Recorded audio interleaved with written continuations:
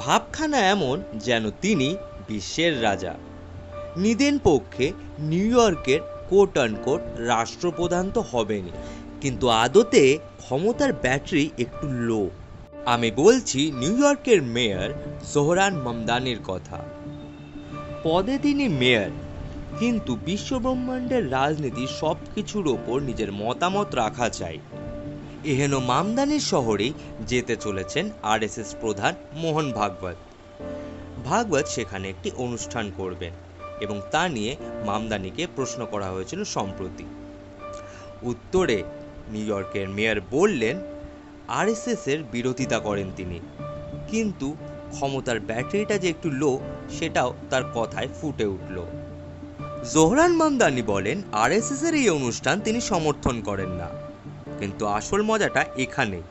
যখন তাকে জিজ্ঞাসা করা হলো তাহলে অনুষ্ঠানটা কি বন্ধ করা হচ্ছে, তখন মামদানির বক্তব্য, আমি অনুষ্ঠানটা সমর্থন করি না, কিন্তু প্রাইভেট অনুষ্ঠান বাতিল করার এখতিয়ার শহরের আছে কিনা তা তো জানি না। অবশ্য লিবারেলের মুখোশ পরে যে ব্যক্তি শরিয়া আইনকে সমর্থন করেন তার কাছ থেকে এমন হিপোক্রিসি তো এক্সপেক্টেড। আপনারও কি মনে হয় যে ফাঁকা কলসির মতন জোহরান মামদানি বেশি আওয়াজ করেন? তাহলে নিজের মতামত জানান কমেন্ট বক্সে। ভিডিওটি ভালো লেগে থাকলে লাইক এবং শেয়ার করবেন, আর ভূ রাজনীতি সংক্রান্ত এমনই আরও আপডেট পেতে প্লিজ আমার চ্যানেলটি সাবস্ক্রাইব করবেন। ধন্যবাদ।